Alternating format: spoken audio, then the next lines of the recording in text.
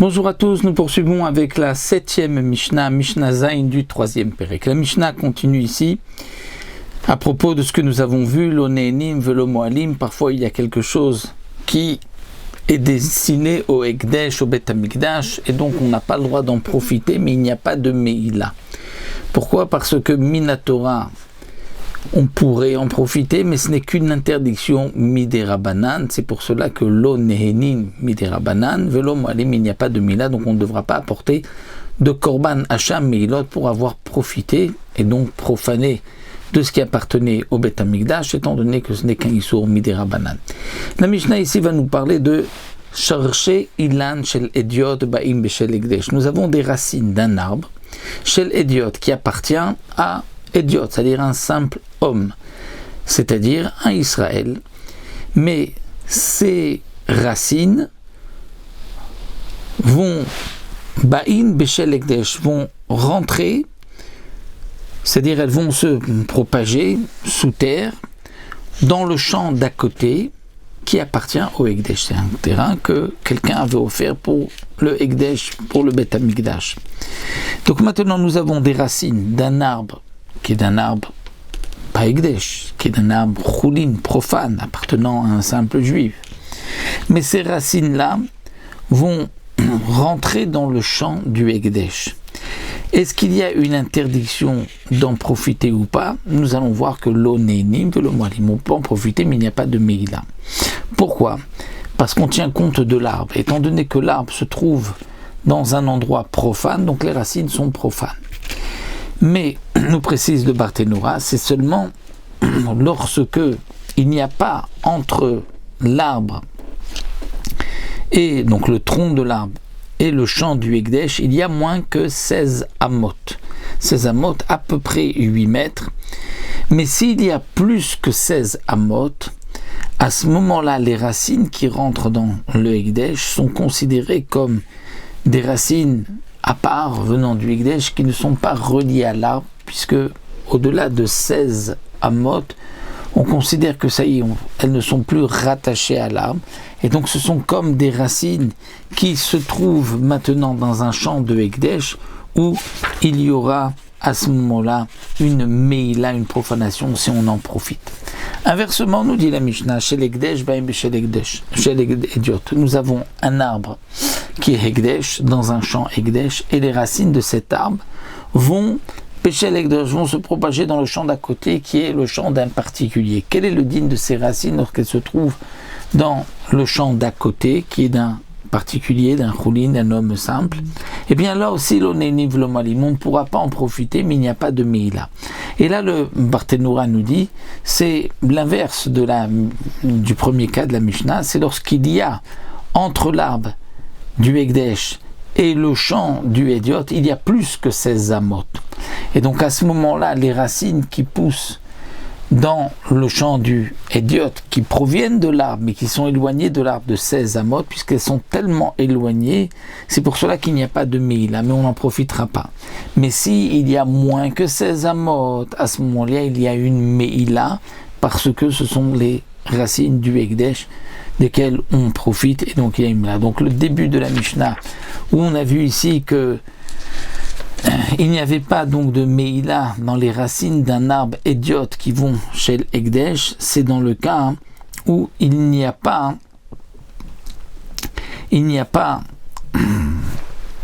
16 amot, mais s'il y a 16 amot, donc tout ce qui est dans le champ du Ekdesh, il y a une meïla. Dans le deuxième cas de la Mishnah, l'arbre est Ekdesh et les racines sont dans le champ de Ediot.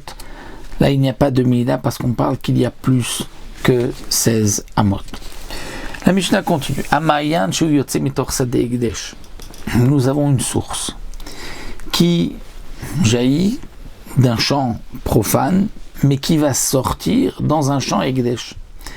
C'est-à-dire, elle passe dans le champ Ekdesh. Elle provient d'un champ choulin, d'un homme simple.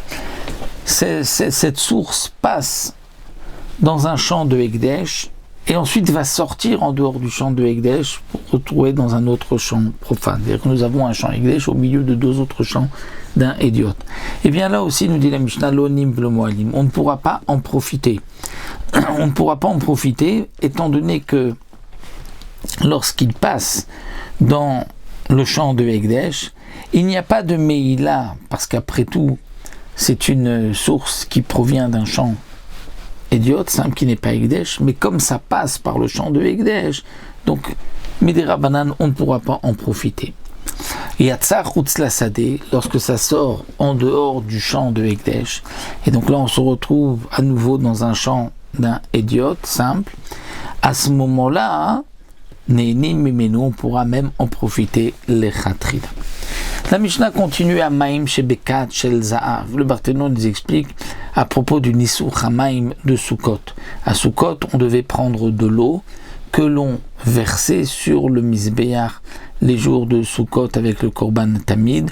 Et donc, cette mitzvah de Nisur Hamaim, dans les 7 jours de la semaine, c'est marqué dans la Gemara, la Mishnah de Souka, que Kema'aseu bechol kachma'aseu beshabbat. C'est-à-dire ce qu'on faisait un jour de semaine, on faisait aussi le Shabbat, sauf que Shabbat, on ne pouvait pas puiser l'eau directement du chiloir de cette source, et donc on allait puiser avant Shabbat. Mais si on puisait avant Shabbat dans un récipient qui était déjà un kli charet, un kli kodesh, l'eau allait être pasoul.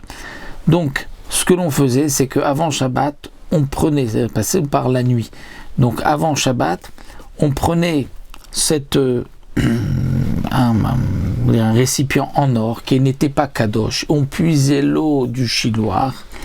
Et cette eau-là, lorsqu'elle se trouvait, donc c'est le cas de la Mishnah, Amaim chez Bekat, chez Zaksou, dans la carafe, dans le tonneau qui était en or, l'eau n'est ni v'lo moalim.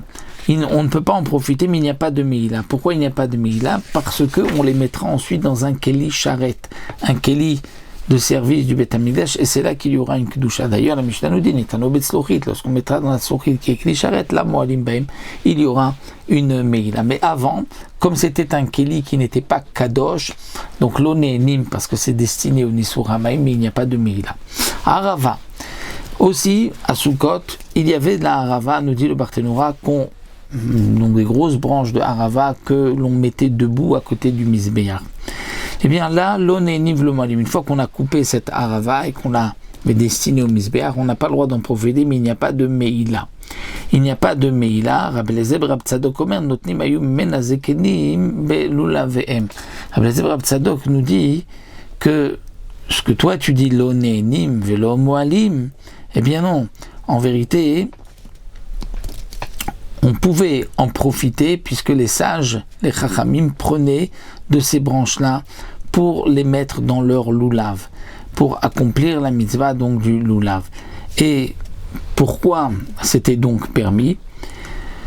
Alors le Barthénora nous dit, ici on parle, donc bien sûr il le prenait avant de l'avoir mis debout à côté du Mizbeach, bien qu'on l'avait coupé pour pouvoir le mettre autour du Mizbeach, donc c'était destiné à cela. Malgré tout, ils pouvaient l'utiliser pour leur loulav. Pourquoi? Parce que nous avons un principe. Mitzvot lav leinot nitnu. C'est-à-dire que les mitzvot n'ont pas été donnés, si on veut dire, pour en tirer profit. Donc cette arava, c'est vrai qu'il y a un issur midera banan. C'est-à-dire on ne la sanctifiait pas. On ne lui disait pas, elle est ekdesh cette arava, ces branches de arava, ces branches de sol. Mais ce que l'on faisait, on les destinait au Beth Amikdash. Et donc c'est pour cela qu'il y avait une interdiction midera banan d'en tirer profit.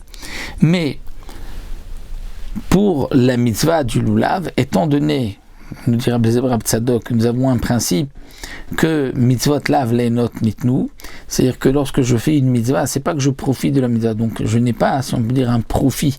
Donc c'est pour cela que c'était permis, et justement, ces sages qui eux avaient des difficultés à aller chercher des haravot ailleurs, utilisaient les haravot qu'on avait destinés pour le Mizbeach, et d'après certains même, c'est parce que c'était des gens importants, donc on leur laissait la permission de prendre, on leur donnait la permission de prendre de cette harava. Et donc, puisque mitzvot lav leinot nitnu, c'est-à-dire les mitzvot ne nous ont pas été donnés pour c'est pas une anaa, elle n'a été donnée pas pour qu'on en profite, mais c'est un joug, on doit accomplir la mitzvah. Donc c'est pour cela que on a le droit, même s'il y avait une interdiction d'en tirer profit, l'utiliser pour la mitzvah, ça ne s'appelle pas en tirer profit. Alors bien sûr, l'interdiction que nous avons vue ici, le néniv, le moalim, pour une utilisation profane, on ne pourra pas en profiter, c'est tant qu'on ne l'a pas mis à côté du misbéach, qu'on ne l'avait pas mis debout à côté du misbéach. Mais une fois qu'on l'avait mis, là, il n'y avait plus d'interdiction, étant donné que ça y est, la mitzvah a été faite, et comme nous l'avons vu, dès que la mitzvah est faite, il n'y a plus de mehila.